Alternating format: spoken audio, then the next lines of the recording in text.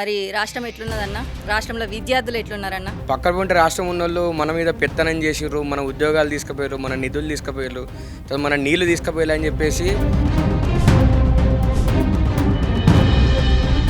తర్వాత మలిదశ ఉద్యమంలో 1200 మంది యువకులు విద్యార్థులు చనిపోయారు. ఉద్యోగాలు 2 లక్షల ఉద్యోగాలు ఇస్తాము, జాబ్ క్యాలెండర్ పెడతాము. ఎందుకంటే పేదలు చదువుకోవడం ఇష్టం లేదు, అందుకోసం గొర్రెలు కాసుకోమంటుండు, బర్రెలు కాసుకోమంటుండు, తర్వాత చేపలు పట్టుకోమంటుండు, చెప్పులు కుట్టుకోమంటుండు. 70,000 ఉద్యోగాలు ఇచ్చిన 70,000 ఉద్యోగాలు ఇచ్చినని చెప్పేసి నిరుద్యోగ యువకులకు 70,000 ఉద్యోగాలు ఈనాడు మేము లెక్క కట్టి ఇచ్చినాం. మందికి పుట్టిన బిడ్డ నా బిడ్డ అని చెప్పుకునే రకం ఈయన. నువ్వు ఓటుకున్నట్లో కేసులు దొరికిన దొంగవు. అలాంటి దొంగకు కూడా తాళం చేయిలు ఇచ్చిన తెలంగాణ ప్రజలు.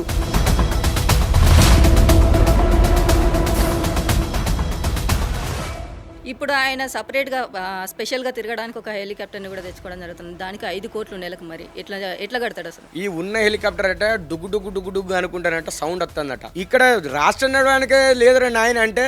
ఆయన సోకులు వాడడానికి ఇంకా హెలికాప్టర్లు కావాలి, విమానాలు కావాలి.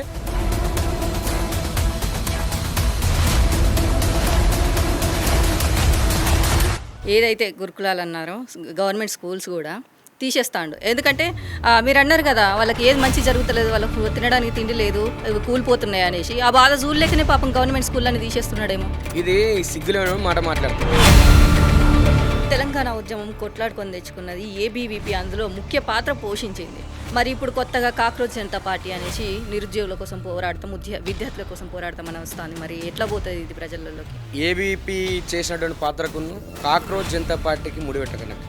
ఎందుకంటే మాకు వాళ్ళకు నక్కకు నాగలకు అనుకున్నటువంటి తేడా ఉంది.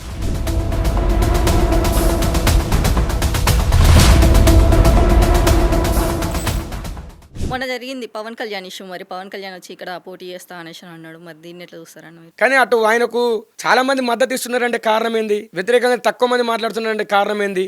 మీరు కావాలనే దీన్ని ఇష్యూని రేజ్ చేయాలి. ఇంతకుముందు చెప్పినాగా డైవర్షన్ పాలిటిక్స్ చేయాలి.